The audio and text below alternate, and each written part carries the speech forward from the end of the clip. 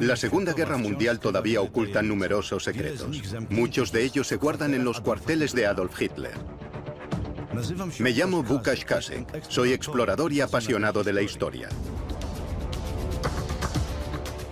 Me gustaría invitarles a viajar a los lugares donde se tomaron las decisiones más importantes de la Segunda Guerra Mundial. Veremos cómo vivía uno de los mayores criminales de la historia del mundo y desde dónde comandaba sus ejércitos. Conoceremos los cuarteles de Hitler. Tren América.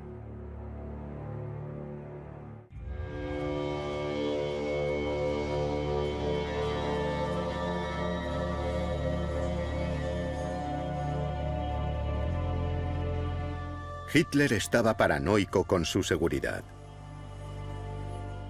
Y donde más seguro se sentía era en alguno de los numerosos búnkeres monumentales que poseía, donde le protegían toneladas de hierro y hormigón.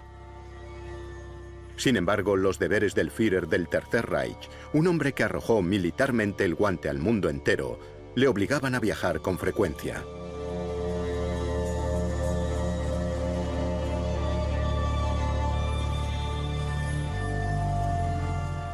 El Tren América era el medio de transporte favorito del Führer y se fabricó siguiendo órdenes directas suyas. La primera vez que se usó el tren como cuartel general móvil fue en 1939, cuando el ejército nazi de Hitler atacó Polonia.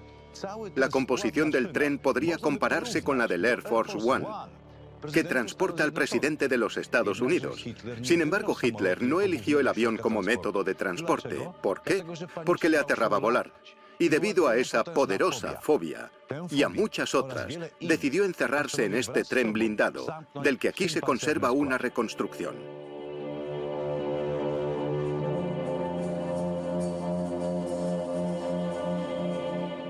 Antes de la Segunda Guerra Mundial, no existía ni una sola de las 7 legendarias autopistas alemanas actuales. Viajar en tren, por lo tanto, no era inusual. Pero había un tren único, el de Adolf Hitler. Sus vagones habían sido fabricados especialmente para él, y Hitler los había encargado a través del Deutsche Reichsbahn, los ferrocarriles alemanes, ya en 1933.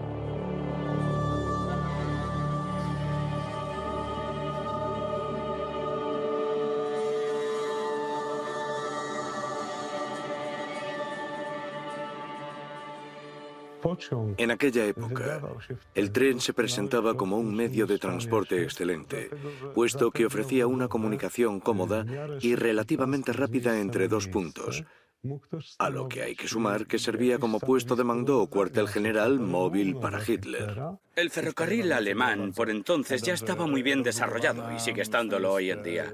El desplazamiento en tren era más rápido que en coche. Las carreteras eran mediocres en esa época. Además, recordemos que, por ejemplo, en 1934, la comitiva de Hitler que viajaba desde Berchtesgaden a Múnich había tenido un accidente en el que una ayuda de cámara de Hitler había resultado gravemente herido. Así que circular por aquellas carreteras antes de la construcción de las 7 autopistas alemanas era peligroso.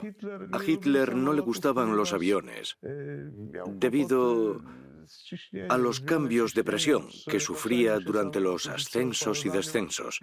Era algo que le ponía nervioso. Además, temía por su vida.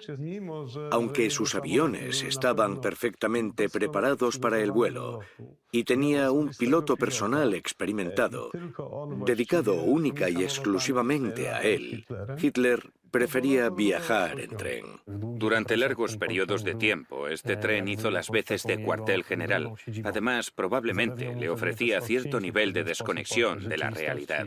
Y en cuanto al factor psicológico, también le reportaba cierta seguridad, gracias a los cañones antiaéreos y demás elementos de seguridad que equipaban al convoy.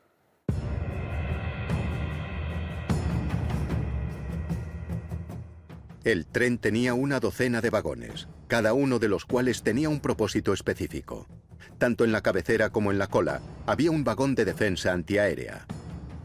Además, había un vagón de equipajes, un vagón comedor, el coche cama donde dormía Adolf Hitler, otro para sus invitados, un salón con compartimentos para asesores, un vagón de conferencias, otro de baño, un coche para el personal de seguridad, el de prensa, el de comunicaciones, que servía como estación de mando, y una plataforma especial para transportar los coches de Adolf Hitler.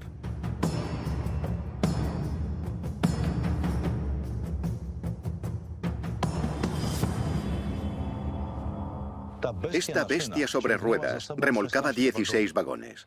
Cada uno de esos vagones blindados pesaba 60 toneladas. Para remolcar tal masa de acero, su locomotora quemaba grandes cantidades de combustible. Para un recorrido de 200 kilómetros se necesitaban 7 toneladas de carbón, además de 30 de agua. Pero no había tiempo para repostar.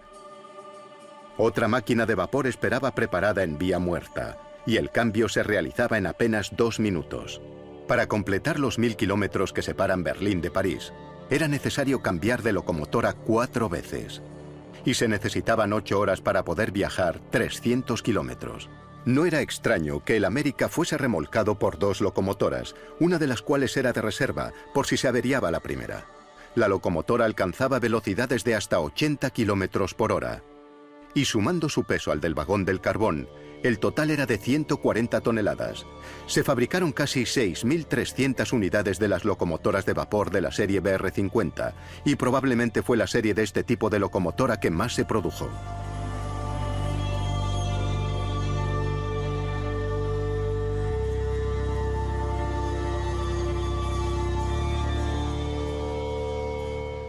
En la cabeza y en la cola del convoy viajaban sendos vagones con cañones antiaéreos y un equipo de 36 personas. Solo en un coloso armado de tal manera, Adolf Hitler se sentía seguro.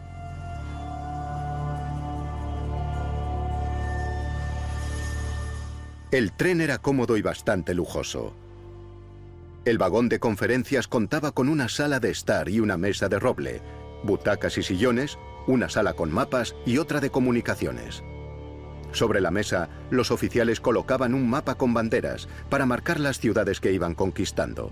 Las paredes estaban forradas con paneles de nogal y palisandro. Continuando por el convoy, había 2 dormitorios, un guardarropa y 5 baños, 2 de ellos con bañeras esmaltadas en mármol. Había también 3 duchas de mármol y un aseo.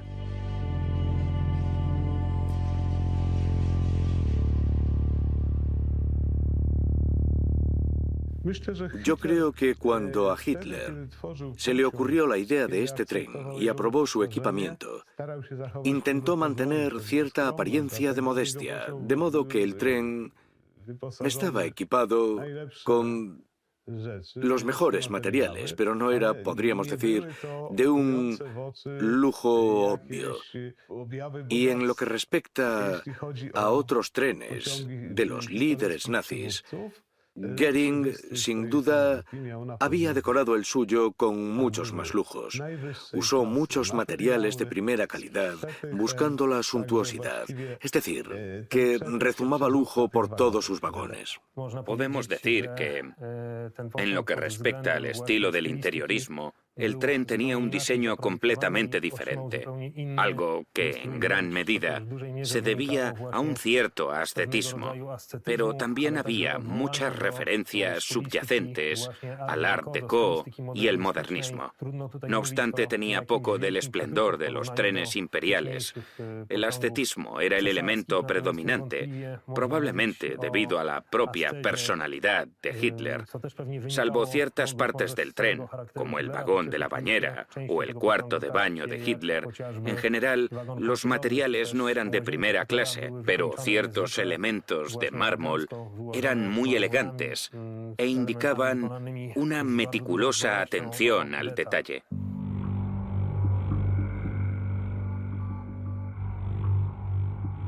El tren de Hitler básicamente era una fortaleza móvil. Los coches pintados de marrón y hechos de acero pesaban hasta 60 toneladas. El tren constaba, entre otras cosas, de vagones que llevaban 4 cañones antiaéreos, los denominados Flakwagen, que viajaban en la cabeza y la cola del convoy, y lo protegían de ataques terrestres y aéreos. Estos cañones de 20 milímetros eran muy efectivos y podían alcanzar objetivos a 2,5 kilómetros. pero eran mucho más eficientes con objetivos terrestres, como los vehículos ligeros. Su alcance era de 5 kilómetros y tenían una cadencia de tiro de 800 proyectiles por minuto.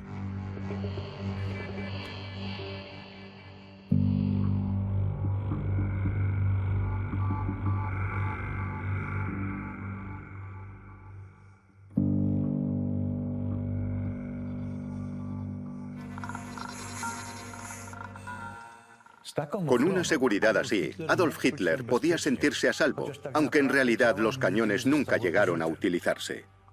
El Tren América tenía una medida de protección más determinante, puesto que sus horarios eran el secreto de Estado mejor guardado. A los empleados del ferrocarril se les informaba de que iba a pasar un tren bajo supervisión especial, literalmente en el último minuto, pero ni entonces les decían quién viajaba en él.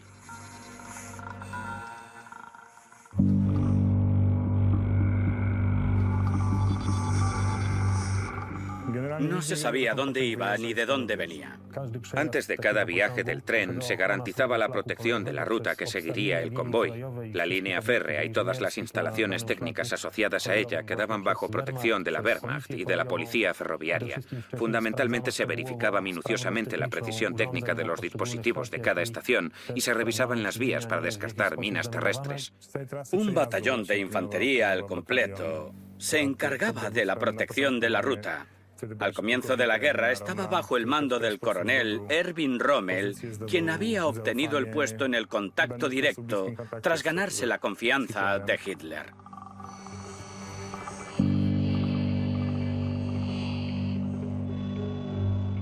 La totalidad de la ruta del tren estaba vigilada para que nadie pensase en hacerle ningún daño a Hitler. En todos los puntos donde tenía que parar el tren, o por donde cualquiera podría imaginar que pasaría, se situaban guardias de la policía ferroviaria o directamente la Wehrmacht, que se colocaban cada 12 metros más o menos. Se aseguraban de que nadie se acercase a las vías o a una estación. Y si el tren tenía que parar en una estación, como la de Gogolin, la rodeaban y no se permitía el tráfico ferroviario. Hasta que el tren no abandonaba la estación, no se recuperaba la normalidad.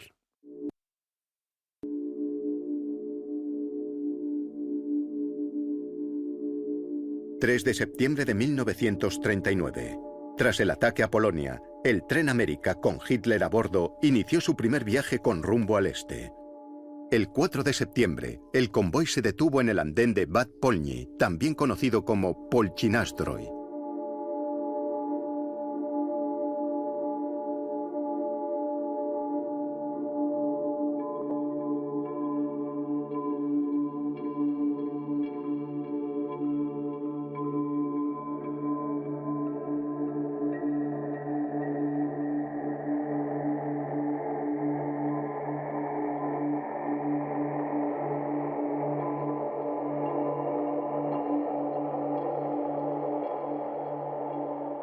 La seguridad del Führer ya le esperaba en Polchinastroy, y alrededor de la estación se había creado una zona restringida de un radio de 500 metros. No podía haber ningún objeto sospechoso, paquetes, maletas ni cajas en los andenes. La policía, miembros de las SA y las SS comprobaban los vehículos aparcados en las proximidades. Los pasajeros del tren especial pasaron la noche en vagones rodeados por un cordón de las SS.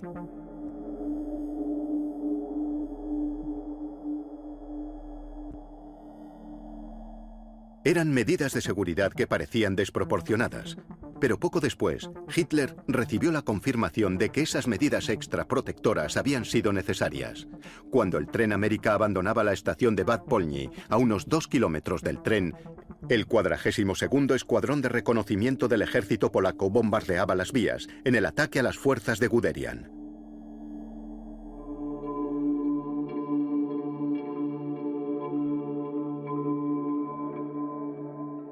Hitler iba a visitar Gruznia, cerca del río Vístula, en coche.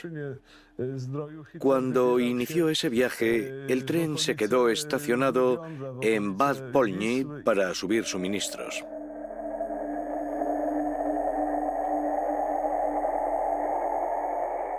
En el viaje de regreso, se produjo una situación que nadie esperaba. Ni Hitler ni los aviadores polacos que atacaron las posiciones de los tanques alemanes con sus aviones Karas a varios kilómetros de distancia del convoy de Hitler. Cuando cayeron las bombas, la comitiva de coches rápidamente procedió a la evacuación y regresó al tren. El escuadrón aéreo polaco no sabía que Hitler estaba viajando por la zona. Y esa fue básicamente la única ocasión en la que las bombas polacas explotaron cerca de Adolf Hitler.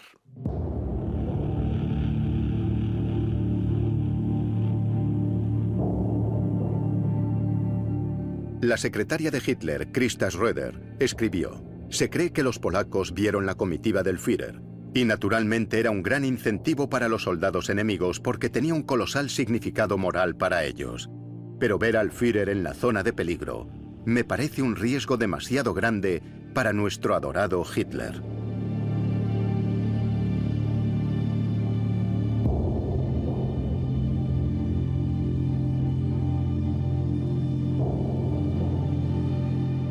No solo los colaboradores más cercanos del Führer estaban preocupados, sino que el propio Hitler también estaba lleno de temores y fobias. Aparte del miedo a volar, también tenía pavor al dentista y le obsesionaba su propia seguridad. Incluso observaba a sus enemigos para encontrar la mejor forma de protegerse. Ciertas fotos que muestran a Hitler inspeccionando un tren blindado polaco, destruido por los alemanes, han sobrevivido hasta nuestros días.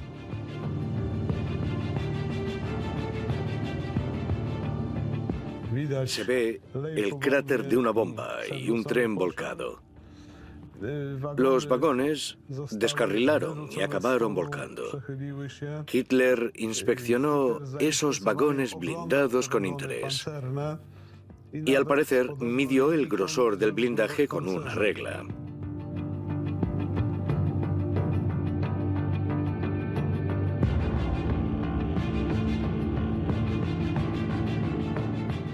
Pero ¿de qué tipo de personas se rodeaba el dictador? ¿De personas fáciles de controlar o de personas con las que se sentía seguro? ¿Quién le acompañaba siempre durante esos largos viajes? Un adjunto de la Luftwaffe llevaba la lista de los pasajeros del tren América. Durante los 3 primeros días de la guerra, se constituyó el cuartel general de Hitler, cuya estructura, composición y reparto de tareas no cambió en toda la guerra. Hitler iba acompañado constantemente por 2 ayudas de cámara personales, 3 secretarias y 2 personas de servicio. Todos, por supuesto, habían sido investigados. Y se había verificado su árbol genealógico de varias generaciones para excluir un origen judío. La seguridad también era muy estricta a la hora de seleccionar el personal del tren, incluidos los auxiliares, como camareros o encargados del mantenimiento técnico. Todas estas personas eran investigadas por los servicios secretos alemanes. Solo los guardias de seguridad iban armados y tenían su propio vagón. En el periodo de posguerra, varios miembros del cuerpo de seguridad de Hitler contaron sus historias. Según ellos, habían sido seleccionados especialmente de entre la policía alemana, las unidades especiales y el regimiento Leibstandarte Adolf Hitler. Pero lo más peculiar, no obstante, es que había un vagón especial, separado de todos los demás, para el personal de seguridad, y solo había una regla de obligado cumplimiento, que solo podían ir armados los guardias de Hitler.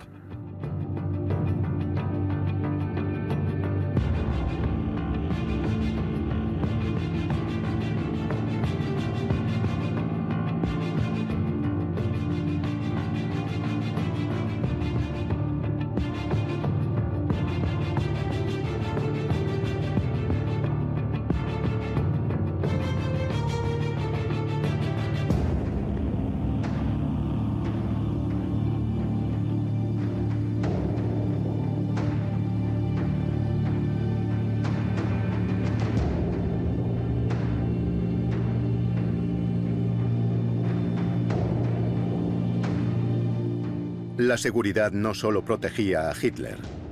Entre los pasajeros habituales del América se encontraban también sus colaboradores más próximos.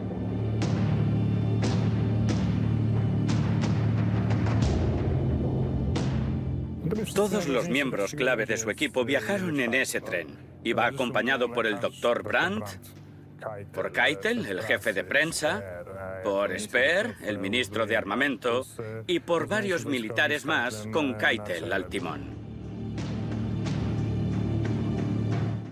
Si sumamos a eso ordenanzas y secretarias, supone un total de varias docenas de personas.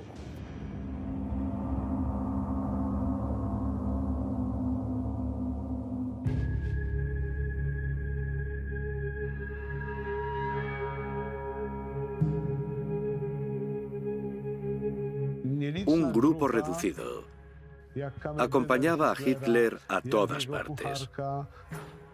Dentro de ese grupo se encontraban su mayordomo y su cocinero, y siempre estaban a su servicio personal.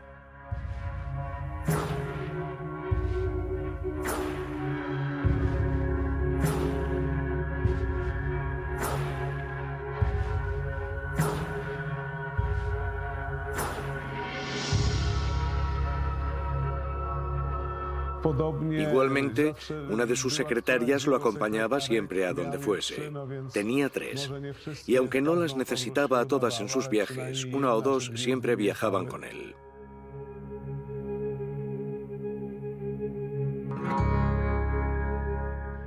Igual que sus ayudas de cámara. Uno de ellos acompañaba a Hitler en el tren, pero no eran necesarios todos en todos los viajes que realizaba.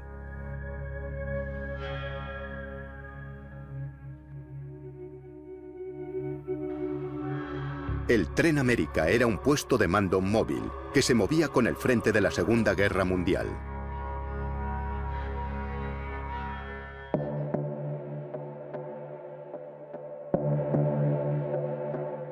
En mayo de 1940, el tren atraviesa Bélgica, Holanda y Luxemburgo para llegar finalmente a territorio francés. No obstante, oficialmente nadie podía saber a dónde se dirigía en esta ocasión el Tren América. Toda la operación se mantuvo en secreto para que los aliados no supiesen cuál sería la siguiente fase de la operación en el frente occidental en mayo de 1940 y nadie pudiese sospechar que todo empezaba ese día porque el Führer había salido rumbo hacia el oeste.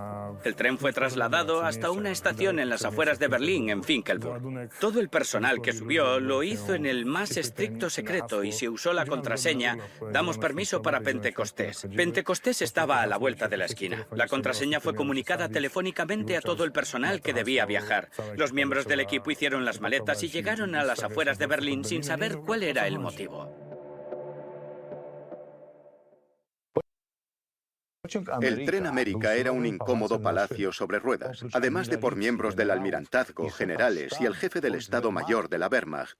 Hitler estaba rodeado también por un numeroso servicio doméstico. Posiblemente esta sensación de comodidad aliviaba su paranoia y sus fobias al mismo nivel que el blindaje del tren.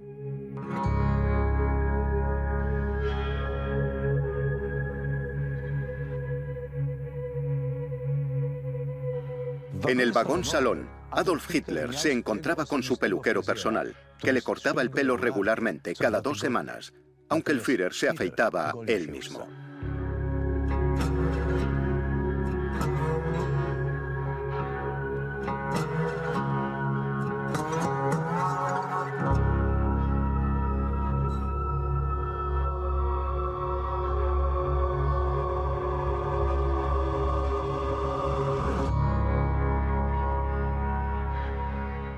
¿A qué se debe el nombre de Tren América? Historiadores e investigadores barajan 3 posibilidades. La primera es que los nazis ponían a sus trenes nombres de continentes, como Goering, que tenía el Asia, o Keitel, que tenía el África. La segunda posibilidad tiene que ver con la fascinación que Hitler sentía por la masacre cometida por los colonos blancos contra los indios de Norteamérica, lo que posibilitó que el continente americano llegase a ser mayoritariamente blanco. La tercera posibilidad se centra en una pequeña localidad francesa llamada América, donde Adolf Hitler había combatido como cabo en el ejército alemán durante la Primera Guerra Mundial. Los historiadores aún debaten sobre cuál de las teorías es la verdadera. Pero posiblemente, el tren de Hitler debe su nombre a cierta jovencita alemana.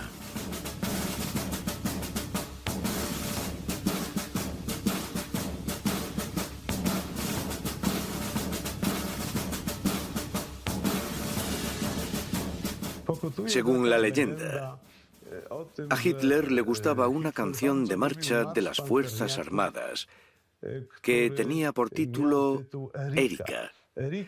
Esa canción tenía un texto sentimental sobre una tal Erika que era una chica preciosa, a la que le gustaba correr por los pantanos.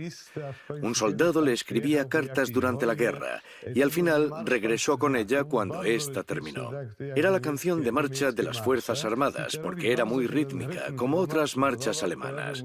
A Hitler le gustaba mucho el ritmo de esta marcha y decidió asociarla con su tren. Añadió 2 letras a Erika, el prefijo AM, y creó así América, pero nadie sabe realmente si eso es cierto.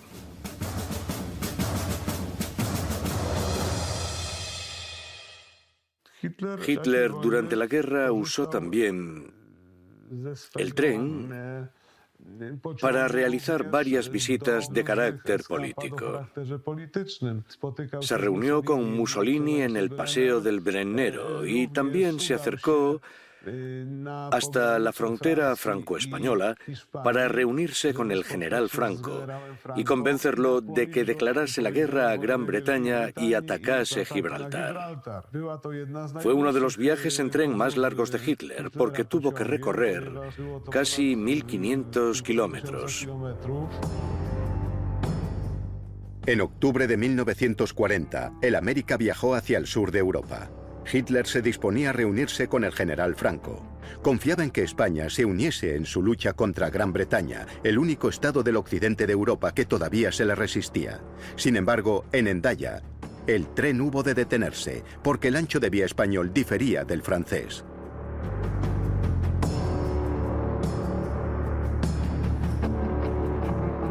A pesar de las adversidades, Hitler logró reunirse con el general Franco, pero por desgracia para él, el desenlace no sería satisfactorio.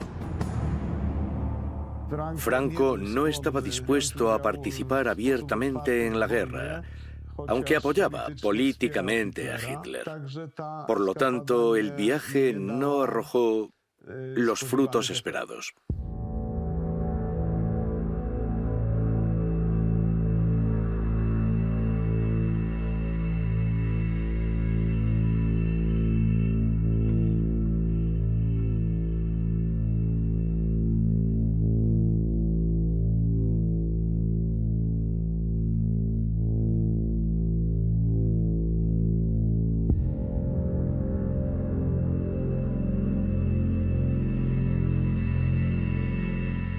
Tras la reunión con Franco, Hitler regresó a la estación de Montoire-sur-le-Loire.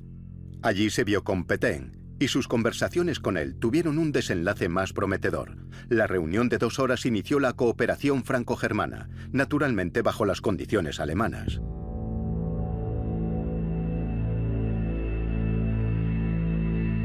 Finalizado el encuentro con Pétain, el tren se dirigió a Múnich. Allí Hitler tuvo conocimiento de que Mussolini quería invadir Grecia, por lo que se dirigió a Florencia para disuadirlo de esa idea, pero llegó demasiado tarde.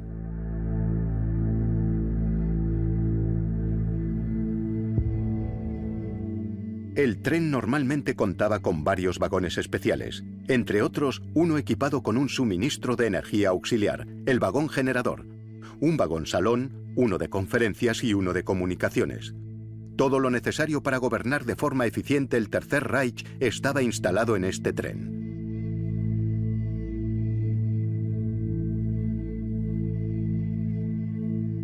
También disponía de un equipo de comunicaciones que permitía establecer las comunicaciones necesarias, así como instalaciones para el mando.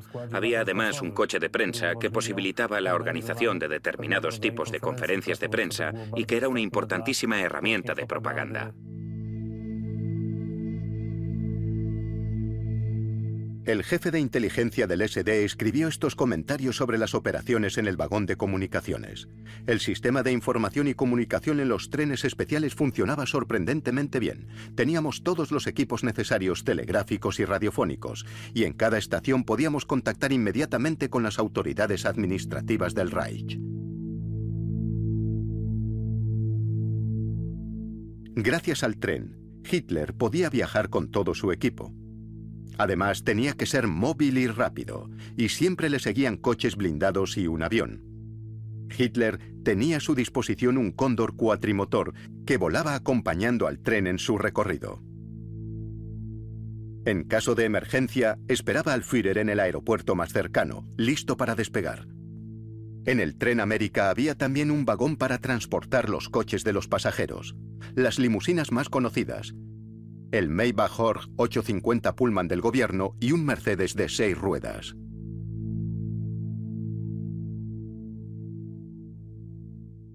Cada viaje del tren suponía, en primer lugar, asegurar toda la vía férrea, con el uso del ejército y la policía ferroviaria, además de asegurar las infraestructuras de la vía, como puentes, alcantarillado, cruces y semáforos. Implicaba también incrementar la protección en relación con posibles explosivos o sabotaje en las vías, como, por ejemplo, daños a la red viaria, material, cambios de agujas, etc.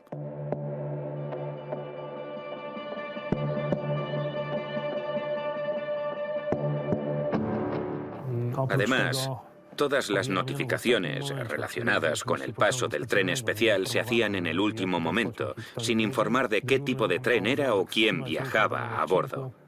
El control de tráfico estaba obligado a detener todo el tráfico de la sección indicada y a suspender o paralizar maniobras para permitir el paso del tren especial. Así se garantizaba la seguridad con la circulación de dos convoyes idénticos, de modo que no se supiese de facto en cuál viajaba Adolf Hitler. Esas precauciones eran necesarias, porque cada día adicional que duraba la guerra, Hitler temía más por su vida.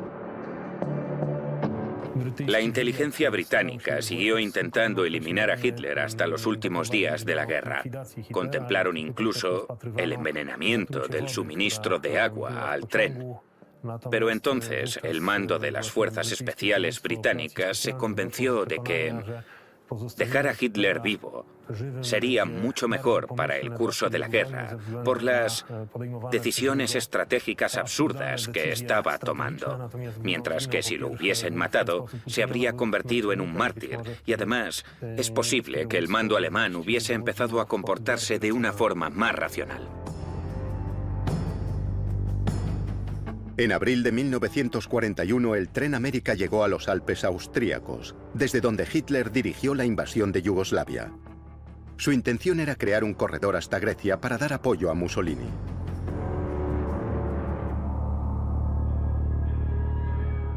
El jefe de la inteligencia del SD dijo lo siguiente sobre su vida en el tren.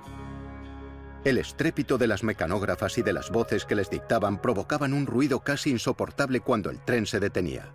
El ruido solo era soportable cuando el tren estaba en movimiento. Tras 10 días en el tren, la secretaria de Hitler, Christa Schröder, escribió a una amiga: «El calor es casi insoportable, diría que horroroso. El sol abrasa el tren todo el día. Y dentro de nuestros compartimentos cerrados estamos expuestos a un calor tropical. Me he hinchado y estoy realmente horrible».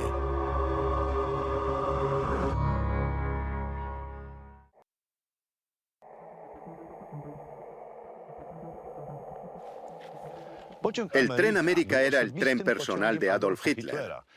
Y él dictaba las normas y principios que debían seguirse a bordo. Solo su comodidad era vital, no importaba la del resto de pasajeros. Eso significaba numerosos inconvenientes, e incluso los dignatarios nazis de más alto rango tenían motivos para quejarse. El mismísimo Heinrich Himmler se encontró con una sorpresa no deseada cuando el tren se detuvo en una ocasión en pleno campo abierto. El tren no paró en una estación, sino en medio de un bosque. Hay incluso una fotografía de Hitler sentado en una banqueta, junto a su vagón. Dada la altura del tren, hacía falta una escalerilla y hubo que improvisar. A Himmler le pusieron una caja de madera a modo de escalera, pero desgraciadamente la caja no resistió su peso. La pierna de Himmler atravesó la caja, se cayó y se le rompieron los quevedos, las gafas sin patillas que llevaba. Reprendió con dureza a todos sus subordinados, aunque esa situación solamente demostró lo incómoda que podía ser la vida habitual en el tren, especialmente porque evitaban las estaciones y los desviaban de forma habitual a vías muertas para ocultarlos a ojos no autorizados.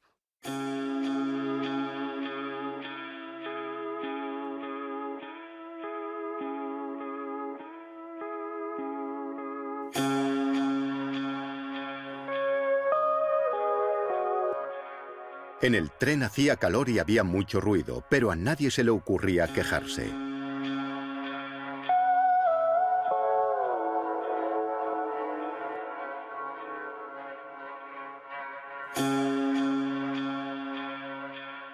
Los encarnizados combates en el frente oriental provocaron que las fobias de Hitler saliesen a la luz. Cuando fue evidente que conquistar Rusia ya no era posible, empezó a aislarse de sus colaboradores. El Tren América dejó de ser un cuartel móvil y pasó a convertirse en un simple medio de transporte entre búnkeres, el único lugar en el que se sentía a salvo.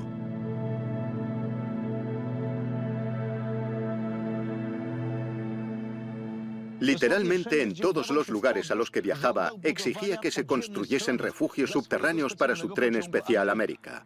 Aquí no tuvo que hacerlo. Los túneles naturales excavados en la roca habían servido como refugio para trenes especiales ya desde los albores del siglo XX. Si Riese y el castillo de Kiev hubiesen sido utilizados como cuarteles para el líder del Tercer Reich, ninguna bomba inglesa, estadounidense o soviética habría podido penetrar en los 180 metros de roca maciza. Incluso hoy, este sigue siendo el túnel de tren más largo de Polonia, con más de 1.500 metros de largo.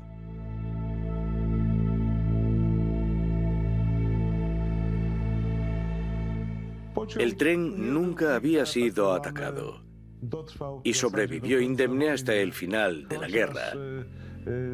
No obstante, hubo ciertos rumores de que un movimiento de resistencia polaco de Pomerania había descubierto que el tren de Hitler viajaría desde Gierbosa a Berlín.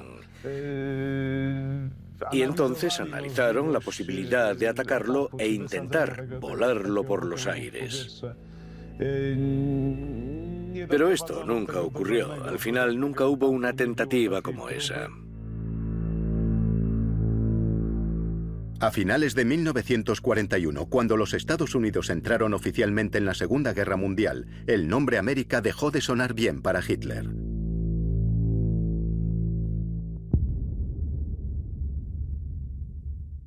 Considerando que los Estados Unidos de América habían entrado en la guerra contra Alemania y que habían aterrizado en el norte de África, el nombre ya no parecía adecuado. El tren fue rebautizado como Brandenburg. Al menos ese nombre era puramente alemán.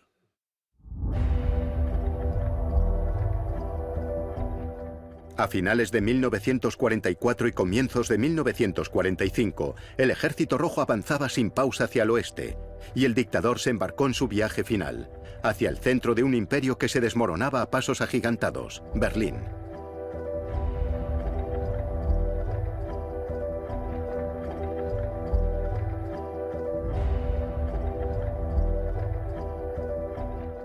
El 16 de enero de 1945, Hitler llega a Berlín. Desde la ventana de su salón, contempla la magnitud de los daños de la guerra. Se da cuenta entonces de que ha perdido, de que el imperio alemán no renacerá. Incluso la espléndida estación de tren de Anhalter Bahnhof ya había sido bombardeada. El tren se detuvo en la pequeña estación de Grünewald. El Führer había pasado por allí en numerosas ocasiones, al igual que otros trenes especiales que transportaban sobre todo prisioneros judíos camino de los campos de exterminio.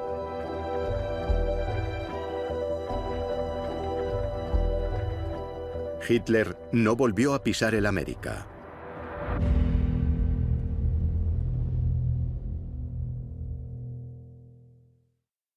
El vagón de Hitler fue volado en Austria por los alemanes cerca del fin de la guerra, porque no querían que su vagón se convirtiese en un símbolo del triunfo sobre el Tercer Reich. Lo que más les preocupaba a los alemanes era que este tren pudiese desempeñar un papel similar al del vagón en el que se firmó el armisticio de Compiègne, ese vagón que se había convertido en un símbolo de la humillación alemana. Tal vez no querían que ese vagón se convirtiese en una especie de trofeo de guerra. No querían que alguien se lo llevase para exhibirlo como si fuese un humillante botín de guerra.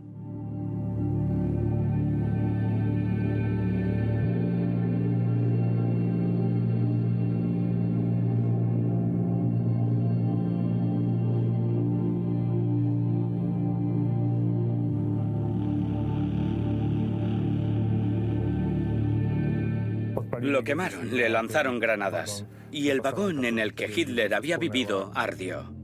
No quedó nada, salvo un amasijo de hierros quemados, para que nadie pudiese usarlo nunca para humillar a Alemania. Hitler dio la orden en 1945 de no dejar tras de sí nada, salvo tierra quemada. Ordenó destruir fábricas, puentes, infraestructuras, para que no cayesen sobre todo en manos rusas.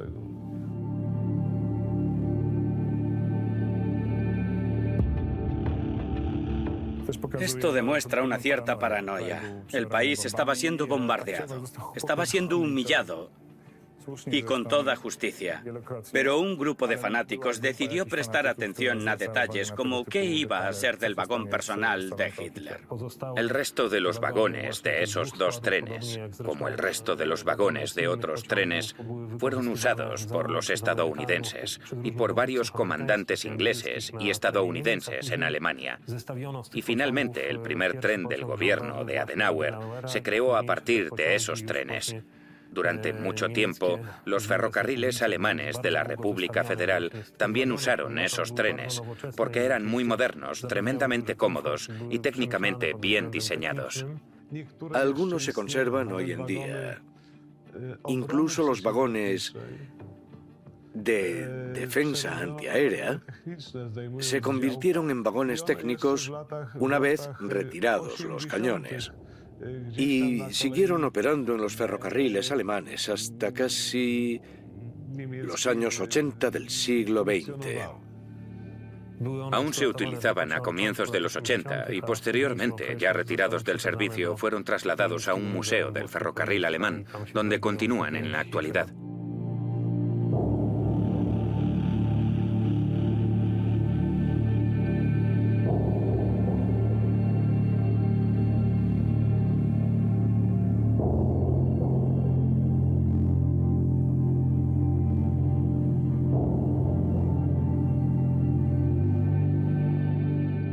Aún hoy podemos sentir la atmósfera única del tren América. Unos cuantos vagones reconstruidos se conservan todavía en una vía muerta en Jedlinka. Afortunadamente, ya no son un lugar donde se toman decisiones. Hoy, son una simple atracción turística.